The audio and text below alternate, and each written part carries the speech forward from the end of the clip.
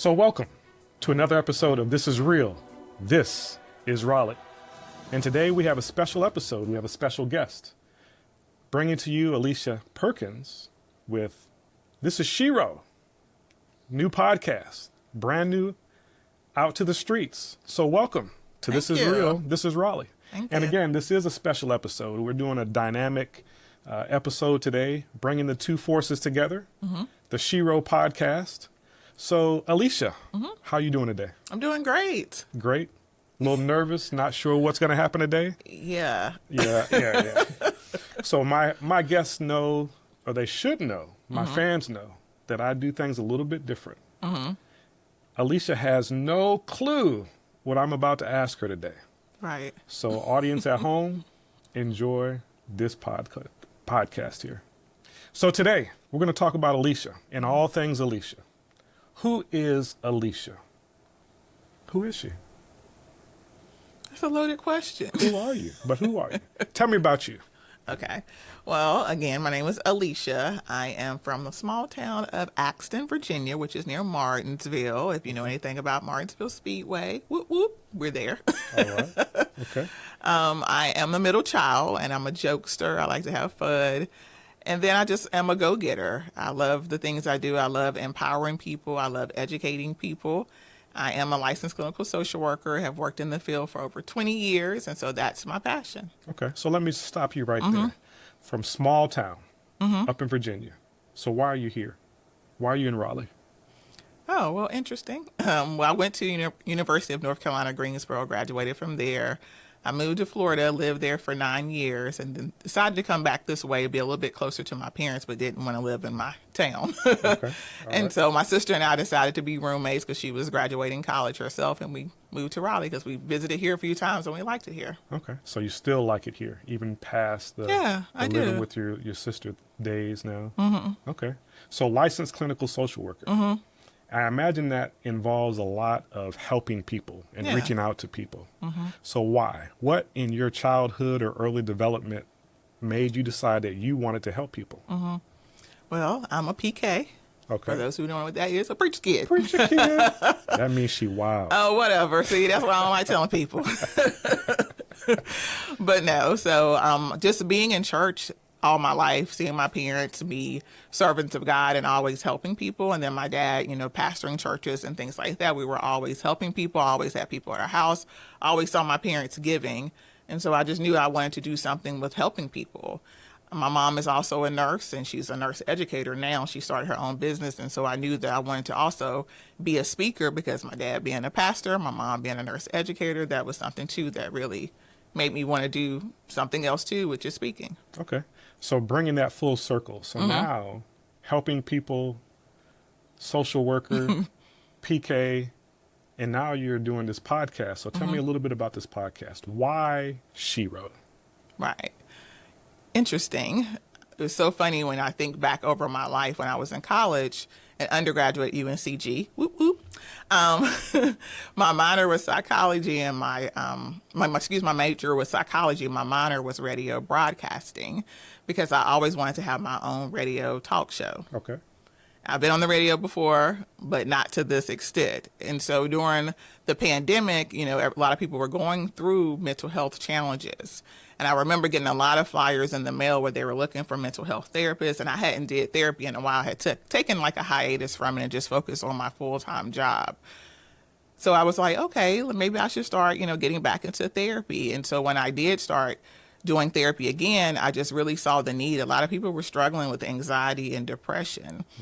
And so then I decided to do something on social media like a Saturday Seed where I would just kind of give some words of wisdom every Saturday. So people really enjoyed that. But it became tedious. It became like a second job. So that's why I ended up going into the S.H.E.R.O spotlight because I just thought back over my life when I was dealing with depression.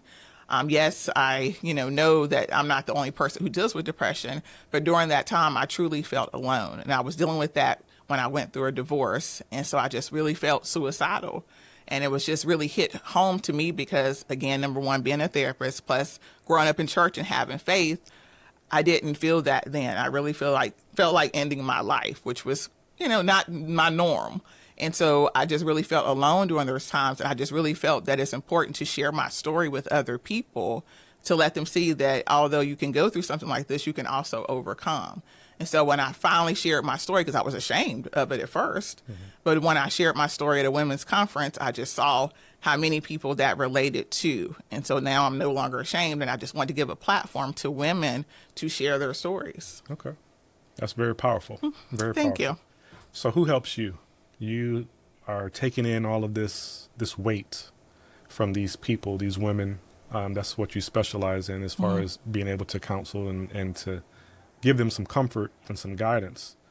But I've often wondered, whether it be a pastor or a social worker, mental health or whatever, how do they offload? So how do you offload some of that weight? That's a very good question. I find things to do for myself. I really pay attention to self-care. It's a big thing for me. I don't mind taking off work. That's my favorite thing to do. I use my PTO. I don't have no problems with that. Just taking off time, and sometimes it's just doing nothing because I'm always on the go. I'm a single mom. I don't really have anyone when I think about it, except for of course, my parents and my sisters are my support system. But as far as carrying the load, it is heavy on me because being a single mom, I am the breadwinner. I am the one. So if I fail my daughter and things of that nature. So it is a lot. It can be a burden at times. Right. But I just really just take out the time to do things for myself. I love to vacation. I love to eat out. I'm a foodie. But then I also do just really depend on God a lot. My faith is very strong. And honestly, through all the struggles I've had, it's just because of God that I was able to get through them. Right. So when those times get heavy, when they're too much, when they feel like you're just a bit overburdened, and you said you lean on God, I get that. But there has to be something other than taking the PTO, the vacations, the jet setting that you like to do. Yes, I do.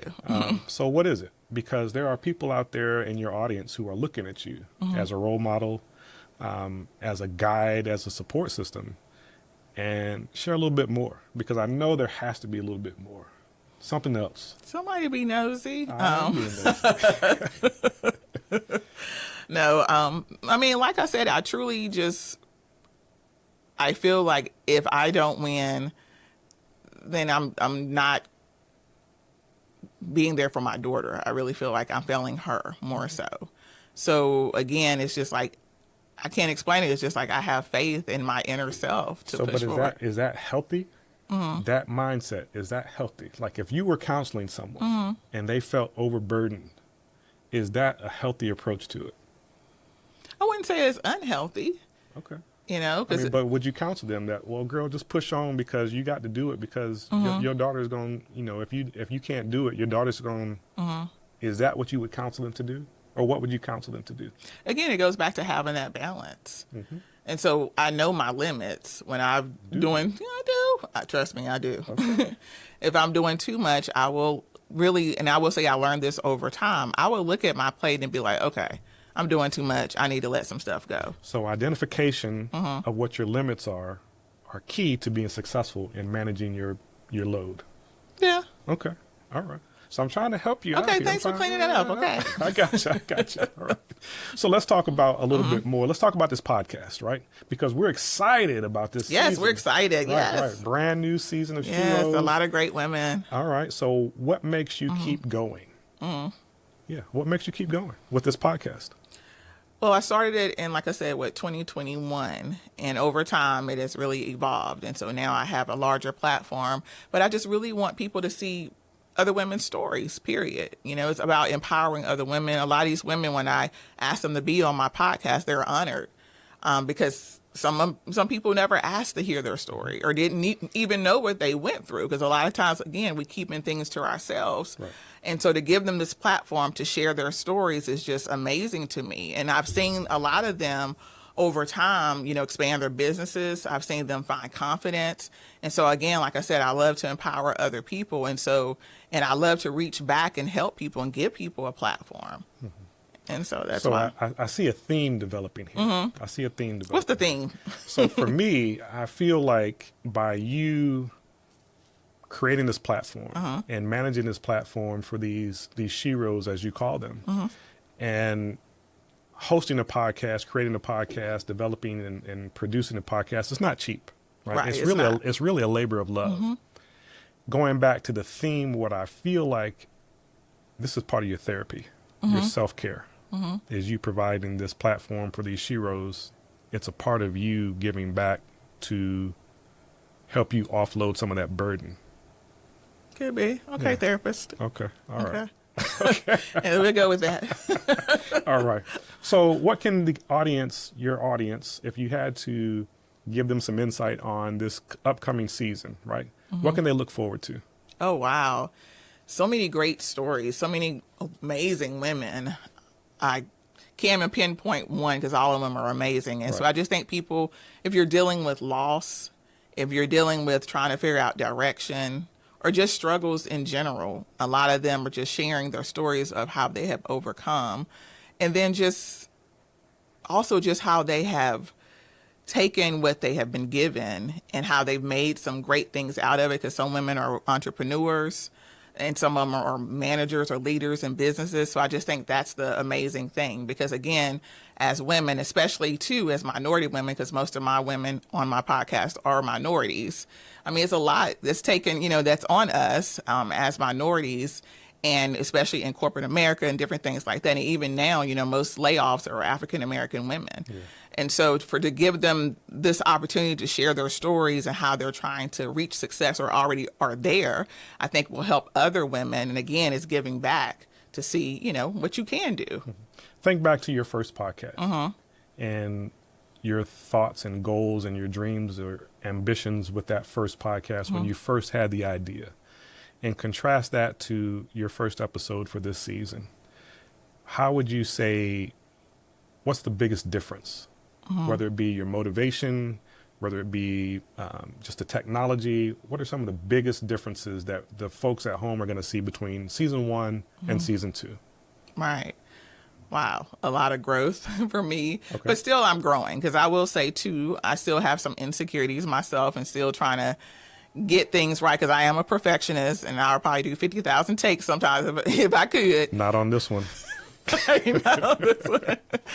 But it's just, I would say when I first started out, it was just stepping out on faith, because really God gave me this vision. I was watching a pastor on TV, and he was prophesying, and everything he said was like the description of who I am. He said it was like a middle-aged woman and all these things, and he was saying it, and it was like these desires. And then when I was praying, it was like God showed me the vision. And so, like they say, make the vision plain, basically, write the vision, make it plain. And so I just saw it, but I'm thinking like, Lord, why me? I'm an introvert, real talk. And some people can't believe that. I know how to socialize, but I'm really an introvert. I like to be at the house alone without people. And so I'm like, you want me to do this? And so with him giving me that vision, I knew that if I put the work in, he will open up the doors for me.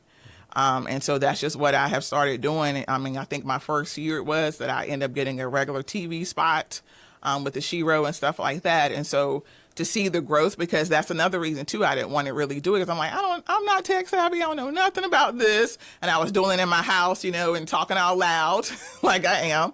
And then, again, we end up connecting. A friend had told me about you, and I was just like, oh, okay. But I probably sat on your information for almost a year.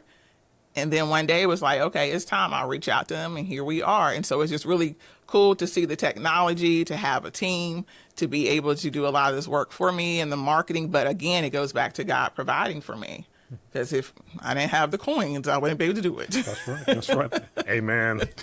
So looking at the end of season 2 and where we've come from, when we first had the concept, when you first had the concept, and we started collaborating and just seeing the growth and the modifications. How do you feel? I feel good. Yeah. I feel good about it, so I'm excited about it, because I can't wait till everyone hears these stories. But I feel for me, though, I feel like I want to do even better. Because again, like I said, I'm a perfectionist. So what's next? Season 3? Season 2, season 3, season 4. I want this to continue to go on. Okay. All right. I want it to be on Spotify. I want to be on everything. So as far as your short-term goals, let's talk real talk to the audience now. All right. Your real short-term goals for them and for your podcast, what are they? So short-term goals would be, again, the first year to really grow my audience. Again, I feel like when I did it on my own, I did pretty well. I feel like, again, I'm not social media savvy either. But this year, I just really want to see higher numbers of engagement, people really seeing these videos, seeing these stories. And then I just wanted to grow it even more on larger platforms. I want to eventually see it on, Spotify, Apple, and all the other different sources and things of that nature, because I just want the word to get out. Truly, it's not about me and notoriety or anything like that, because I'm not really big on titles. It's just that I just want these women to get their stories heard. Okay. So the last two things. When someone sees your episodes and they have a need, they have a desire, they want to connect to you, how can they reach you? Oh, yes. Alesha Speaks on Instagram. And also on Facebook, it's Alesha Perkins Speaking and Training. LinkedIn, I'm on there as well. You can reach out to me. And also my website, AleshaPerkins.com. And you can reach me that way. Email me, and then we will get connected with you. And in addition, beyond the podcast, right, beyond S.H.E.R.O, you're looking to become more of a motivational speaker? Yes, for Public sure. speaking? So let's talk about that just a little bit, and then we'll wrap up and let you get out of here, off the hot seat. Off the hot seat. All right. Again, this started during the pandemic as well. Like I said, my mom's a nurse educator. So I would do classes for her, like for mental health, for different mental health agencies and things of that nature, but just on a smaller platform. And I just had, again, in my vision saying that I want to be on a larger platform. So I started applying for different professional organizations to speak. Next thing you know, I started getting all these opportunities, speaking on stages, doing a bunch of webinars, different things like that. And I just really love it, especially educating, social workers, but not only social workers or mental health professionals, but also medical professionals.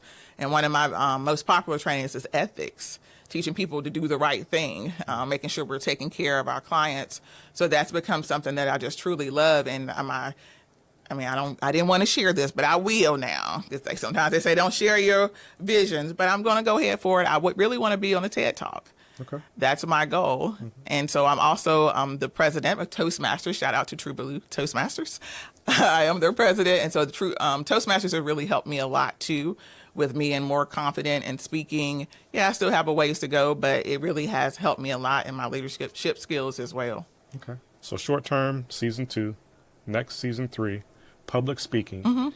And for those of you in the audience who need some assistance or want to reach out, want to be on your next episode, or want to sponsor one of your episodes. Yes, sponsor. Please contact Alesha. It's hello, right? Is that your email address? Hello at AleshaPerkins.com. Right. Any last thoughts before we wrap up today?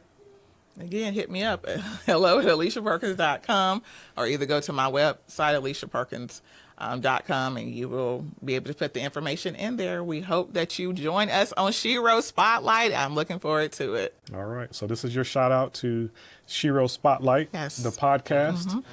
Thank you for joining me today. Thank you for allowing me to grill you on my hot seat for this episode of This Is Real. This is Right.